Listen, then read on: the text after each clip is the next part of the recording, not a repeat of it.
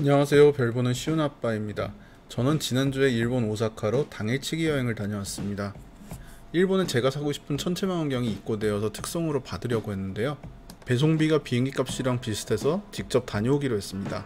이번엔 김포 오사카 노선을 이용했고요. 시운이도 동행했습니다. 갈 때는 제주항공을 이용했는데 기내식은 별도로 신청하지 않았고요. 아침 시간이라서 라운지를 방문했습니다. 컵라면이나 커피 이런 것도 준비가 잘 되어 있었습니다. 작은 라운지지만은 있을 건 다 있었어요. 그리고 약간 헤비한 그런 음식들도 준비가 되어 있었는데 아침이라서 잘 들어가진 않더라고요. 저런 거는 낮 비행기를 타면은 잘 먹을 수 있을 것 같습니다. 주스와 주류도 잘 구비가 되어 있는데 저는 술을 마시지 않아요. 여기는 패스하고요. 한쪽에 간단한 샐러드 거리와 과일이 준비되어 있었습니다.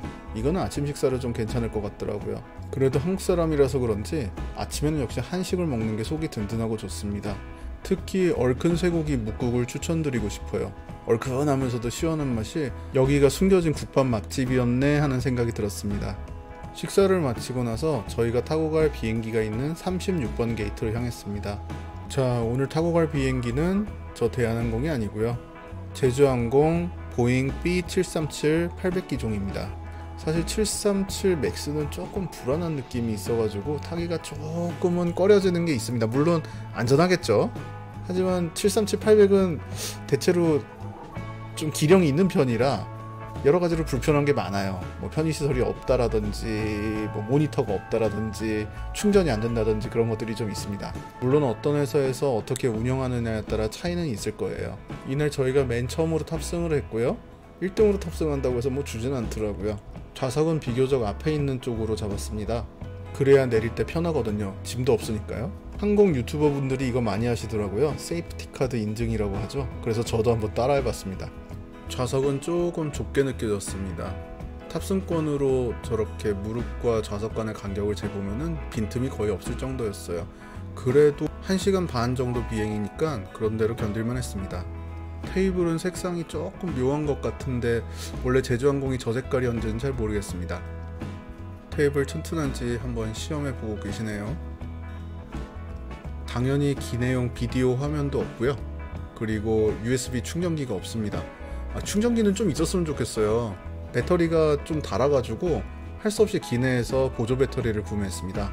저 멀리 하이에어가 보이는데요. 빨리 정상화됐으면 좋겠고요. 비행기는 이제 이륙을 해서 구름 너머로 높이 날아가고 있습니다. 비가 올 때 지상에서는 비가 주룩주룩 오니까 좀 어둡고 그런데요. 구름 위로 올라오면은 저렇게 멋진 풍경을 볼 수 있어서 좋습니다. 천공의 성 라퓨타에 나올 것 같은 그런 풍경이에요. 저 멀리 고베에 있는 아카시 대교가 보이네요. 세계에서 제일 긴 현수교라고 합니다. 저 기둥 꼭대기에 올라가는 관광 프로그램이 있다고 알고 있는데요. 한번 가볼만 할 것 같습니다. 고베 공항이 아래로 보이고 있습니다. 일본 국내선만 운항하는 곳이에요. 비행기 앞쪽에 앉으니까 이런 광경도 보게 되네요. 사다리차가 비행기와 연결되려고 점점 다가가고 있습니다. 브릿지를 이용하지 않고 계단으로 내리면은 비행기를 아주 가까이서 볼 수 있다는 장점이 있어요. 하지만 날씨가 춥거나 더울 때는 좀 불편하다는 단점이 있습니다. 자, 이제 계단을 내려가서 버스를 타나 싶었는데요. 여기는 버스를 타지 않고 걸어서 터미널로 이동을 하게 되어 있습니다. 그래도 나름 큰 국제공항인데 승객이 걸어간다는 것이 상당히 신기했어요. 간사이 국제공항 제2터미널은 제주항공이 저렇게 많이 보이고요.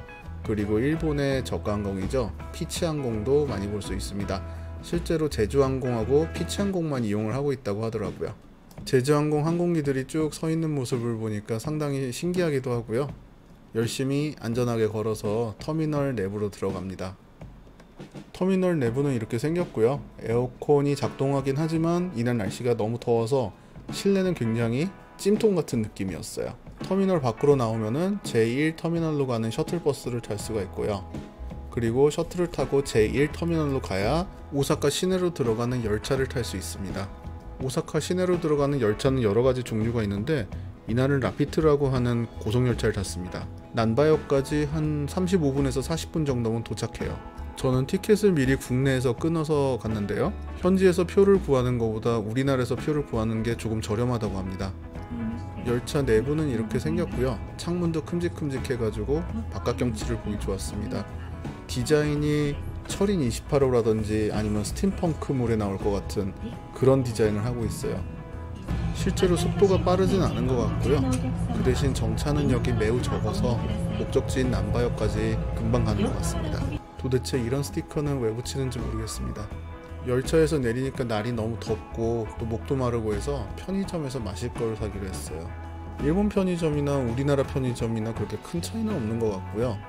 녹차 종류의 음료가 좀 많고 식사가 될 만한 것들이 좀 더 풍성하게 구비되어 있다는 점, 이게 차이점인 것 같아요. 지금 화면에 보이는 방향 쪽으로 쭉 걸어가면은 상점가가 나오고요. 상점가를 뚫고 지나가면은 도톤보리에 도착할 수 있습니다. 걸어서 금방 갈 수 있어요. 저기서 길을 한 번 더 건너면은 상점가가 또 나오고요. 재미있게 한글로 김약국이라고 써있는 곳이 있네요. 들려보고 싶었는데 아무래도 일정이 촉박한 당일치기라서 그냥 지나쳤습니다.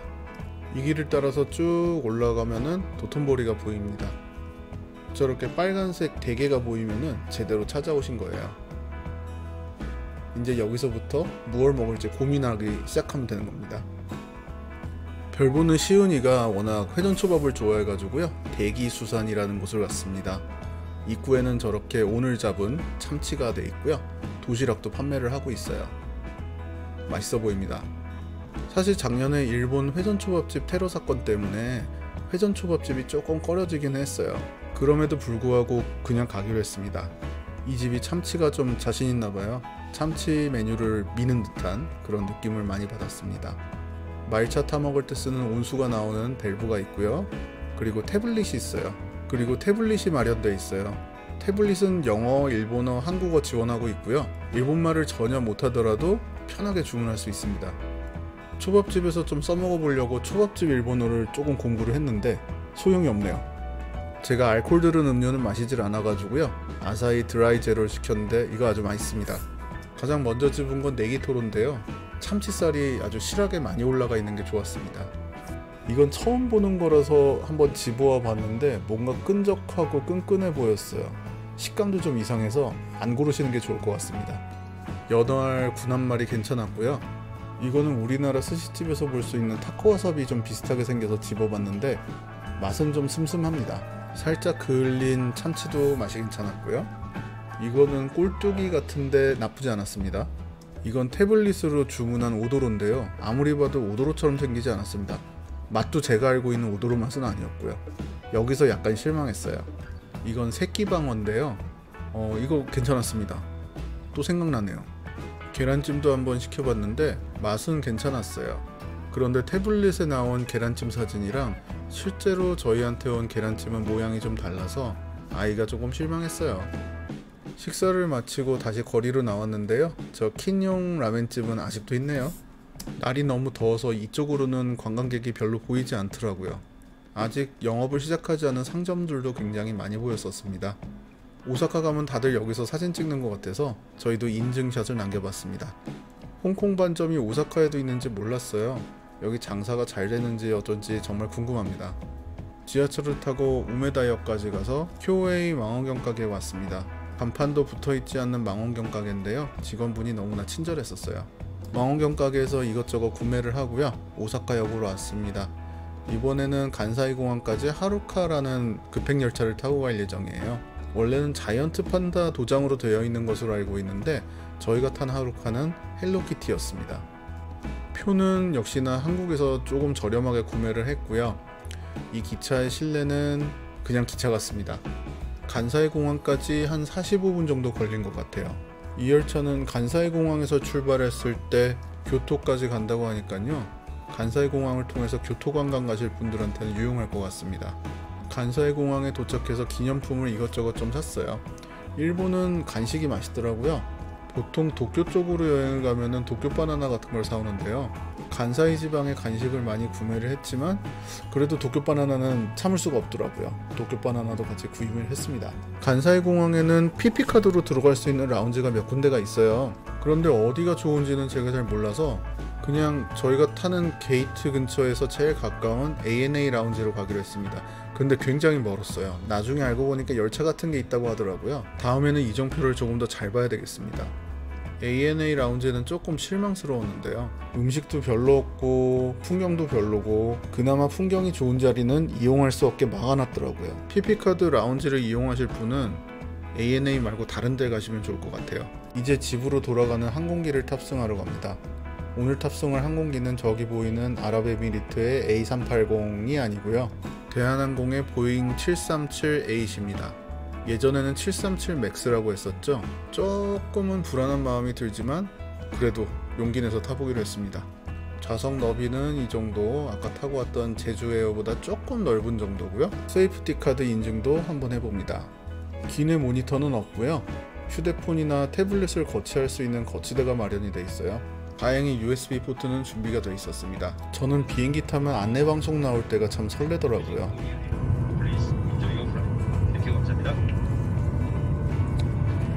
항공기 출국 뵙겠습니다. 보통 국제선을 타면은 fish or chicken 이런 거 물어보는데 이날은 그냥 생선 요리로 통일이 되어 있더라고요. 아마도 비행 시간이 짧아서 그런 것 같습니다. 이날 생선 요리는요, 장어덮밥이었는데 꽤나 먹을만 했어요. 견과류와 약간의 과일도 같이 나왔습니다. 저는 출발하기 전에 특별식을 주문했어요. 좀 칼로리 낮은 쪽으로 주문을 해봤고요. 메인으로 감자 찐 것, 브로콜리, 토마토 찐 것, 그리고 닭고기 가슴살이 나왔는데 괜찮았습니다. 생각보다 퍽퍽하지 않았어요. 이렇게 오사카 당일치기 여행이 끝났는데요. 시간이 좀 있었으면은 이왕 간 거 2박 3일 있다 왔으면 좋았을 것 같습니다. 조만간 또 갈 기회가 있겠죠 뭐. 지금까지 별보는 시훈아빠였습니다. 시청해주셔서 감사합니다.